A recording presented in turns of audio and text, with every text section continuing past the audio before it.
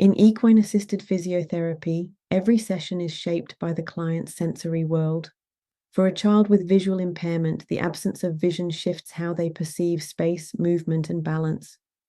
In this session, the therapist gently introduces challenges that support sensory integration, postural engagement, and symmetry.